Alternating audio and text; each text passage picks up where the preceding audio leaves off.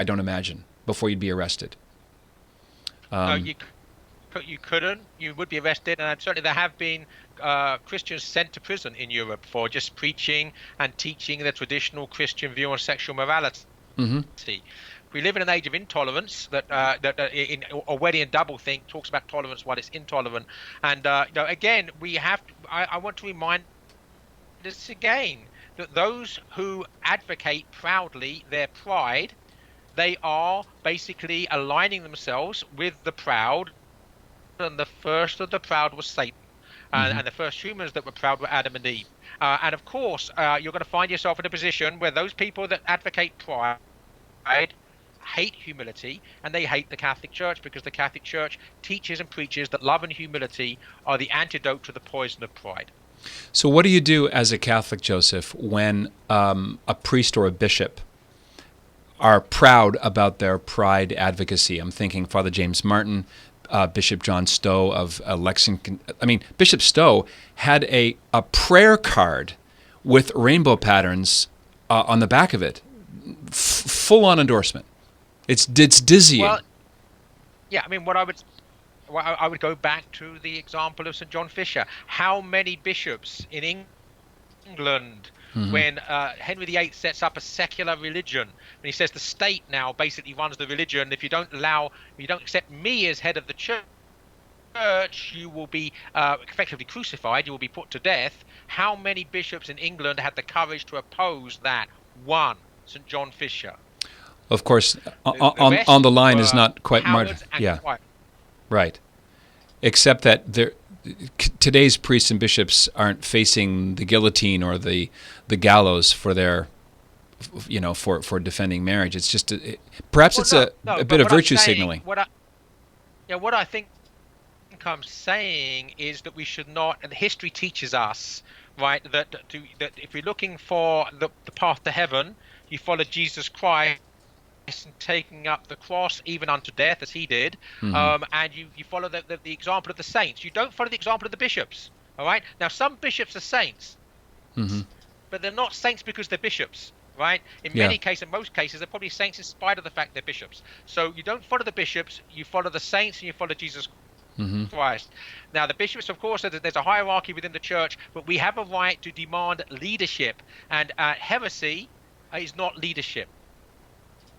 Yep. That's a pithy way to say it. When people getting to the official title of our live stream here, Joseph, what is the culture war anyway?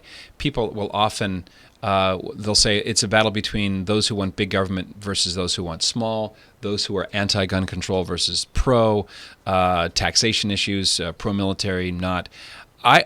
My sense is that the culture war is really about sex and the meaning of it, the purpose of it, whether or not sex has any purpose at all, because that seems to be the dividing line in the culture war. Those who have set aside reproduction as an aim, those versus those who believe that one's body is one's own, and that there's no inherent moral law to sexual behavior. If you look at the predictions of Paul VI in 1968, when Humanae Vitae came out, he's certainly been vindicated as a prophet. They've all come true. Government is telling families how many kids they can have. The rise of pornography, the normalization of divorce, and now things that even Pope Paul VI could not have foreseen. The redefinition of marriage all over Europe in 2015 in the United States, and now the transgender confusion.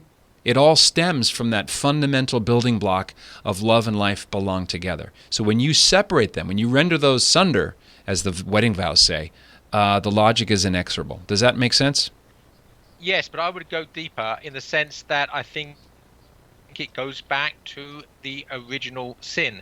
In other words, that sex is meant to be subject to love, and love is about laying down our lives for the other. And so once instead of sex being about love, about laying down life for the other, and instead becomes about me, in other words, about pride and not Mm-hmm. love, that is when the problem comes in. So I think the theological root of this sex obsession is actually one of pride, and don't think we need to lose sight of that. And the other thing I would say is we need not despair I wrote something fairly recently for the Imaginative Conservative called Reasons to be Cheerful. Mm-hmm. And I mentioned in that a quote actually from two characters in the Lord of the Rings. Theoden in the Lord of the Rings says, "Oft doth evil will evil mar." And Gandalf says, "Often does hatred hurt itself." The point about pride, it's a truism because it's true, is that pride precedes a fall. And what we're seeing is the culture of death committing suicide. There's nothing sustainable in the lifestyle that's being advocated by these people. It's going to collapse and implode within a generation or two. Now, it's going to be messy. It's going to be very messy. There could well be martyrdoms. There certainly will be all sorts of horrible things happening, infanticide outside the womb, enforced That's already, compulsory euthanasia. yeah, already begun. I mean, it's got to be necessary because if you're not having children, you either have massive immigration, and there's all sorts of problems that come with that to keep the young people coming in when the host culture doesn't have children anymore, Mm-hmm. or you have an aging population, and the only people that will be allowed to live until natural death will be the rich who can afford to keep themselves alive, or those who have traditional families and love them, and their own children will look after them when they get old. Everybody else will be terminated. Mm-hmm. Mm-hmm. This is the consequence of the trajectory we're on, and beyond that, we have a complete implosion, and after that implosion comes the restoration of sanity. Even if the church is smaller. Well, the church needs to be smaller because we need Catholics who are Catholic. We don't need Catholics who are not Catholic. If people are not Catholic, they shouldn't be going to church. Yeah. No, I agree. There are people outside who would take that pew willingly if they learned the gospel and took it seriously. I remember. Yeah, go ahead.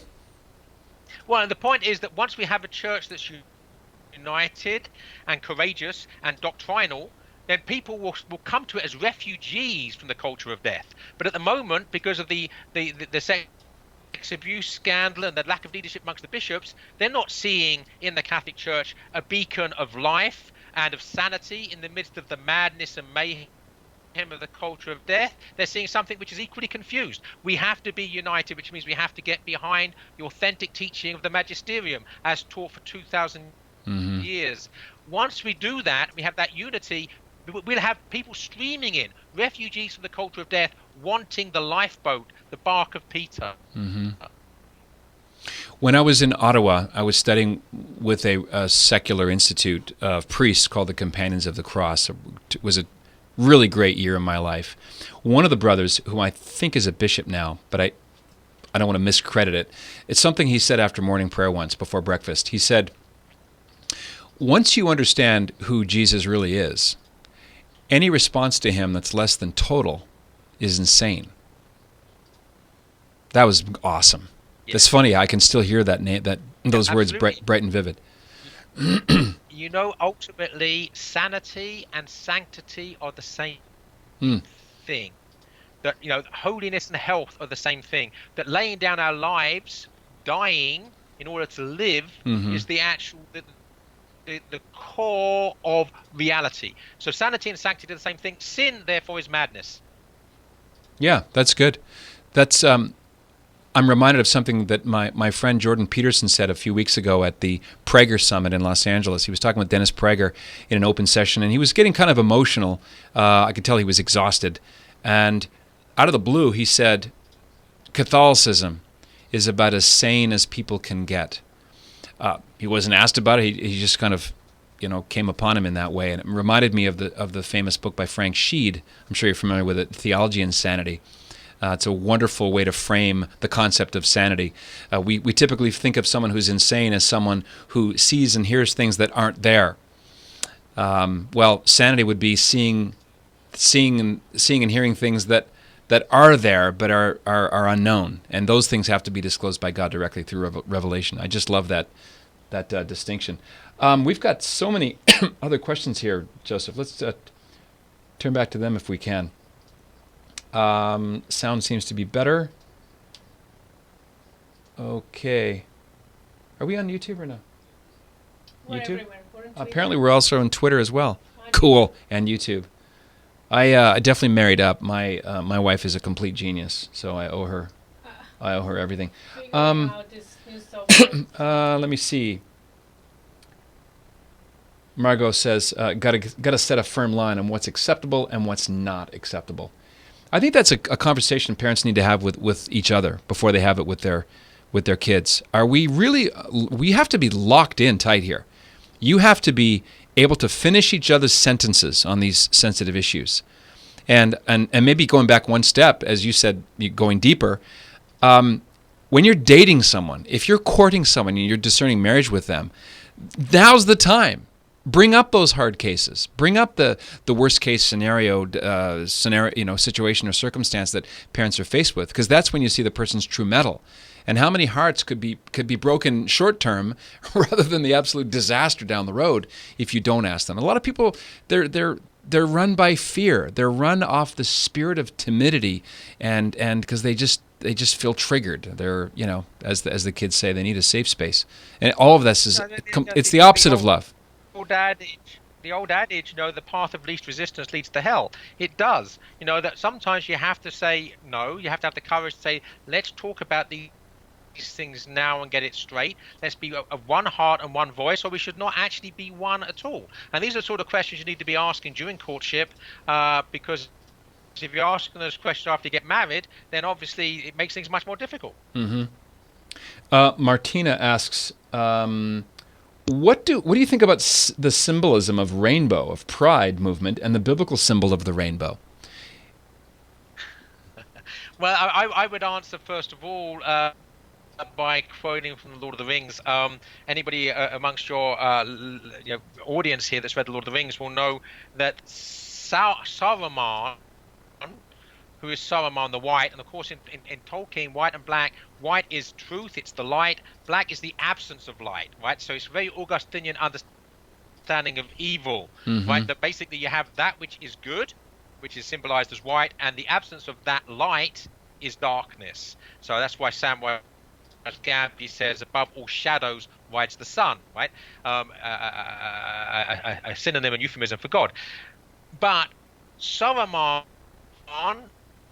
in a very Nietzschean sense, says, I am beyond good and evil. I am not Saruman the White. I am Saruman of many colors. And he reworks his robe so it's no longer white, but as it shimmers in light, it has all the colors of the rainbow. So basically, what the rainbow symbol means, and of course the rainbow is distorted in their official version of it. It's not the true rainbow. It's a perverted rainbow. But the breaking up of the one true light into fragments is part of that deconstruction that's at the heart of their philosophy, from Nietzsche and other relativist philosophers. So you break up the one truth into opinion. There's no longer one truth. There's a multitude of different colors of opinion, different shades of opinion. So that's why they choose the rainbow. And Tolkien, as a prophet, saw that as a symbol of relativism when Saruman chooses to be beyond good and evil and become a relativist. But of course, in reality, when you break up the white light into many colors in that way, you don't actually become many colored. You become dark. You actually join the dark side, the evil side. There's no such thing as the rainbow in that context. Yeah. You are either on the side of the angels or the side of the demons. And in breaking up the white of the light, you join the darkness. That's where Tolkien comes. And I'll let you talk about the Bible in the in Scripture, which is a different thing altogether, of course. Right. So you're distinguishing the one truth symbolized by Tolkien as the sun, and the multiform, 7 colors, sacramental, I suppose. But when they're bifurcated, then you have the splinterization of truth as self-contradictory. I was thinking of the phrase, my name is Legion. Right, that's the fallen version of a rainbow is a subversion of its original intention, which is God's faithfulness to never punish humanity again with a flood. Yes. But go ahead. Needless to say, the Pride movement did not have that. Well, needless to say, the Pride movement did not have that understanding of the rainbow in mind. They had far more the Saruman understanding of the rainbow than the biblical understanding of the rainbow. It's about breaking truth into disintegrating fragments not about a covenant that bridges God and man. Sure. You notice they don't have like sloth prides or avarice prides, parades. I mean, it's very interesting that that's the one sin that they've hung their hat on. Well, of course, because it's the only, in some sense, it's the only sin. Because once you have the sin of pride, you give yourself permission to commit the other six, right? Because the thing about pride is you make yourself God, and once you're God, you make your own rules, and so you can commit lust and avarice and sloth and the rest of it, because it's up to you. Yeah. But you have to begin with pride before you commit the other six. So really, once you advocate pride, you're already advocating the rest by default. That's interesting. In a way, pride is present in all of them, isn't it? At the bottom. Yes, it's the source of all of it. Basically, sin is giving ourselves permission to break the rules of God because we put ourselves first. Right. Which is the sin of pride. Great pro-life hero of mine, Astrid Bennett Gutierrez. Sexual pleasure has become a god in our culture, and abortion a sacrament. There it is. Yeah, absolutely. You're a heretic if you believe that infanticide is evil. You're a heretic as regards the secular view of you. Yeah. Mm-hmm. Yeah. The new heresy, because the new orthodoxy. By the way, I just found and pasted into the Facebook link here the imaginative conservative essay, "Reasons to be Cheerful." So thanks for that. People, Joseph referenced it earlier. Now you can click on it and enjoy it as well. Margot says, I want to fast forward to the restoration part. Did you ever meet Father Benedict Rochelle? Do you know who I mean? Did I? Yes, Yes, I did meet him. I met him a couple of occasions.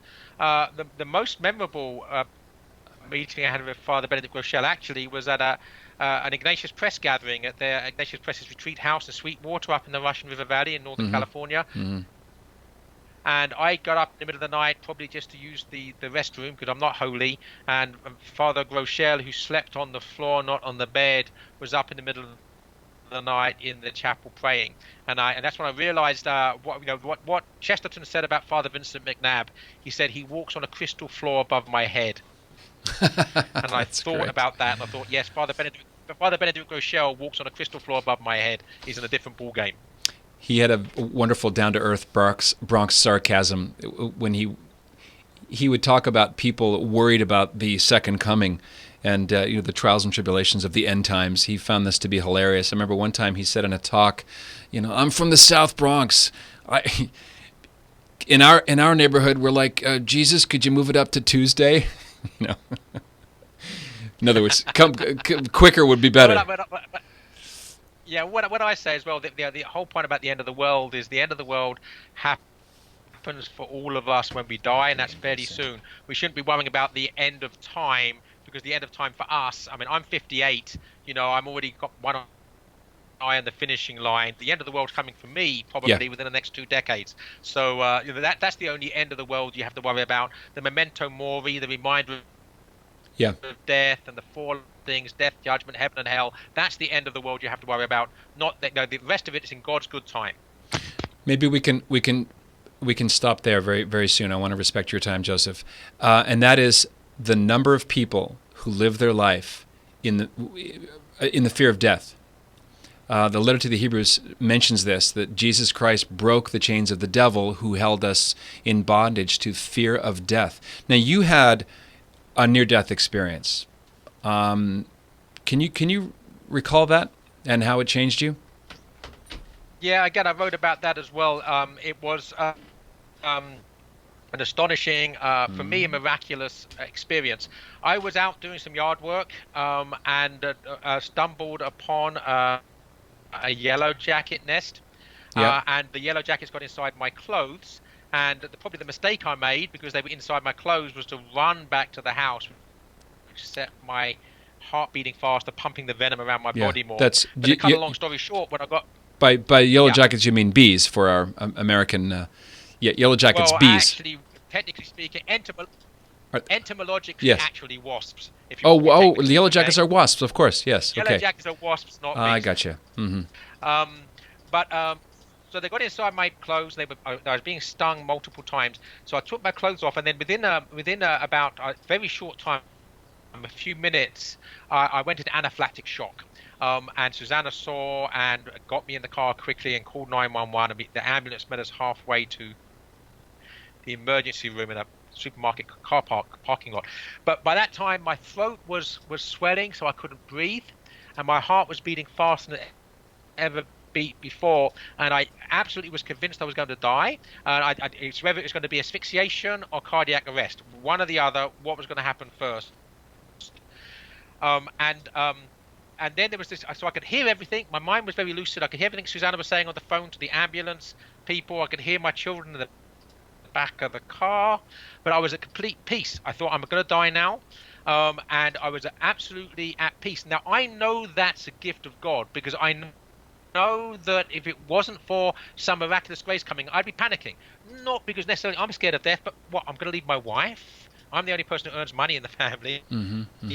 I have children who are kids, right? And one who has Down syndrome and autism. No, everything rational would have caused me to panic. But all of that left me, because this whole sense of being at one with the will of God, and because I know it's not me, I'm not that holy, right? I know that it was something that was given to me. It was a gift of grace at that moment. And of course, once that happens to you, you hold on to that, because in moments of, the ordinary getting stressed about life on a daily basis, you have to realize that transcendent moment of peace, which transcended who I am psychologically, was the kiss of God. And that you need to carry that with you then for the rest of your life. So it was a life-changing experience for me. That's amazing. Did you ever wish it came earlier? Well, it would have been helpful. Yeah, I'm visiting my over-analyst these things again. happen to God in God's own time. Sure, God's own time. Exactly right. Yeah. I want to throw people to your website, Joseph. Go to, it's very easy to remember. It's jpearce.co, jpearce.co. Invite him. Yeah, that's it. J. Pearce. It's Pearce P. Now this gives me a chance to say it twice. Pearce, not like by a sword, but Pearce. jpearce.co.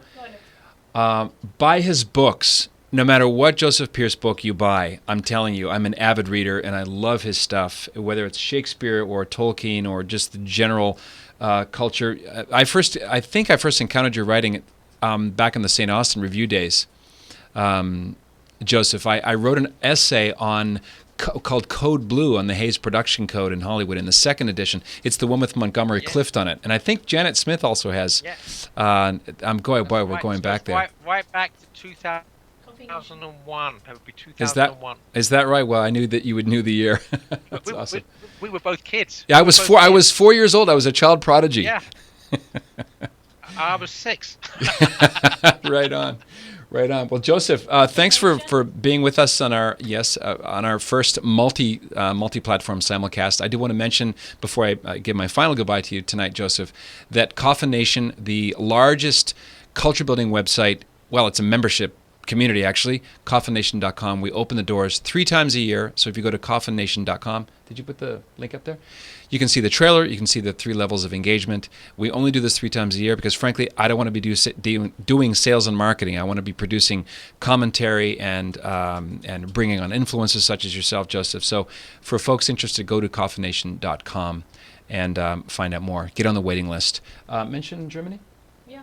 We're also going to Catholic Bavaria. We're going to the Oberammergau Passion Play next May 17th through 25th.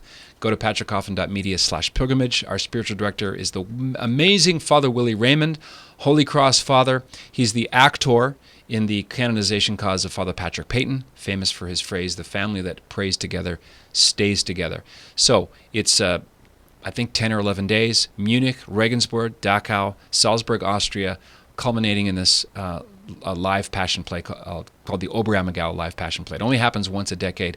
It's on a lot of people's bucket list, including mine.